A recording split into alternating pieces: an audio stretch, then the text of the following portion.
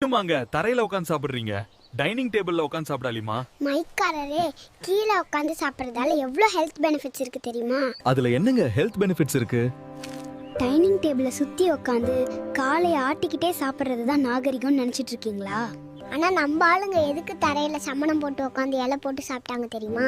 அதுக்குள்ளே ஒரு பெரிய ராக்கெட் சயின்ஸ் இருக்குது. இதுலயுமாங்க சயின்ஸ் இருக்கு? ஆமாங்க, நம்ம தரையில் சம்மணம் போட்டு உட்காரும்போது அது சுகாசனம் ஆகிடுது. இந்த நிலையில் உட்காந்தாலே நம்ம மூளைக்கு ஒரு மெசேஜ் போகும். என்னது, வாட்ஸ்அப் மெசேஜுங்களா? மைக்காரரே, இந்த நக்கல் தானே வேணாங்கிறது. அது என்னன்னா, சாப்பாடு வரும்போது ஜீரணம் செய்ய ரெடி ஆயிடுன்னு.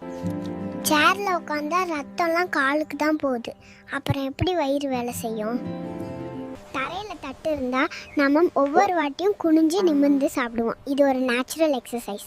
இதனால் வயிற்று தசைகள் வேலை செஞ்சு சீக்கிரம் வயிறு நிறைஞ்ச உணர்வை தரும். ஆனால் இப்போ டிவி முன்னாடி உட்காந்து சோம்பேறி மாதிரி சாப்பிட்றதுனால தான் வயிறு வந்ததே தெரியாமல் ஒரு கட்டு கட்டுறோம். அது என்ன, பிளாஸ்டிக் தட்டு?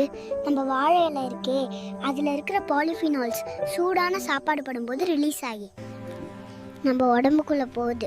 இது கேன்சர் வரைக்கும் தடுக்கும்னு சயின்ஸ் சொல்லுது. ஆனால் நாமும் இப்போ யூஸ் அண்ட் த்ரோ பிளேட்ல மைக்ரோ பிளாஸ்டிக்கை மென்னுட்டு இருக்கோம்.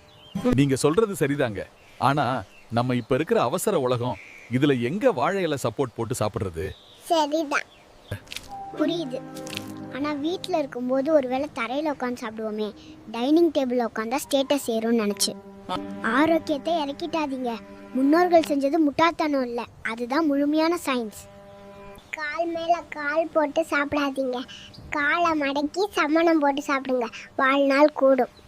அப்புறம் இந்த வீடியோ பிடிச்சிருந்தா லைக் பண்ணுங்கள். நீங்களும் கீழே உட்காந்து சாப்பிடுவீங்க. கமெண்ட் பண்ணுங்கள். பாய்.